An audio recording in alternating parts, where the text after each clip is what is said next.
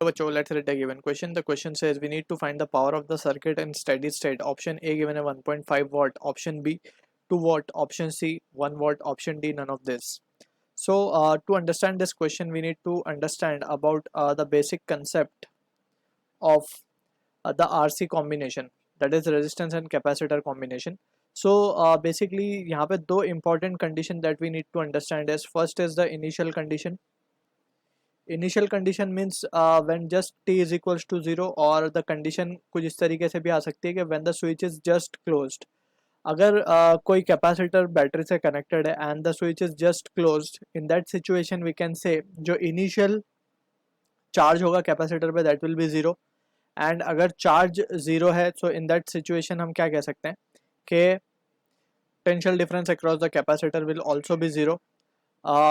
And in that situation हम कहेंगे कि देर इज़ नो, और we can say there is only the current flowing through the resistance. So इसको हम इस तरीके से समझ सकते हैं. Let's say we have a capacitor plate and it is connected to a battery source, right. And ये बैटरी सोर्स से this is the initial condition we are talking and this is R over here.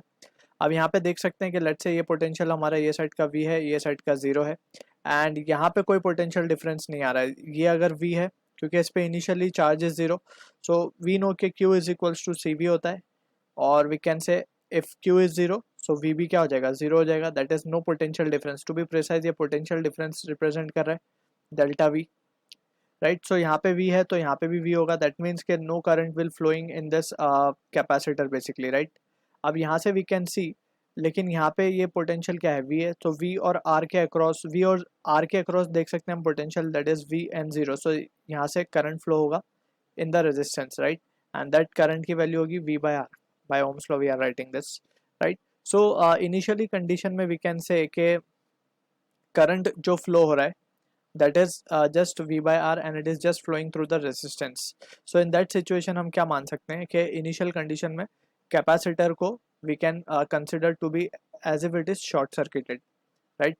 So initial condition में we can say capacitor को हम मान लेंगे it is short circuited, या फिर हम याद रख लेंगे कि कैपेसिटर को हमें शॉर्ट सर्किट कर देना है. एंड अब सेकेंड इंपॉर्टेंट केस आता है, that is the steady state case. Steady state में क्या होता है, capacitor is fully charge now and t equals to infinity, right. So in that situation we can say the capacitor को हम हटा के it will be as if it is an open circuit, क्योंकि कोई करंट फ्लो नहीं करता in the resistance connected to the capacitor, right.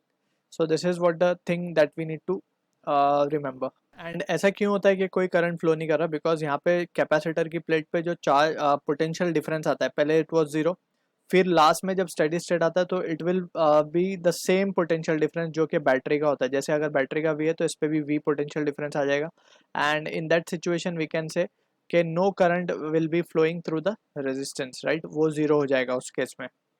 Clear है. So now we can say from the given question. अब हमें एक चीज़ और यहाँ पे याद रखनी है, we are interested in calculating the power. So power के there are various formulae that we need to remember, that is product of current into voltage, और इसको हम लिख सकते हैं V स्क्वायर बाय R, और कैन ऑल्सो भी written as I square R, ठीक है ना. तो accordingly we will try to use के कौन सा formula we will be using over here. So in steady state जैसे हमने देखा कि capacitor will behave as if it is open circuited. So जो हमारा सर्किट डायग्राम है that will be just, it will be something like this, क्योंकि यहाँ पे हम देख सकते हैं कि since it is the upper circuit is open, so कोई करंट फ्लो नहीं करेगा ऊपर के रेजिस्टेंस में, just the current will be flowing through this 2 ohm resistance, right, which are in series. So यहाँ पे हम देख सकते हैं कि दोनों ही सीरीज में, सो R इक्वलेंट क्या आ जाएगा for series combination, it will be 4 volt, sorry 4 ohm, just we need to add 2 + 2 4.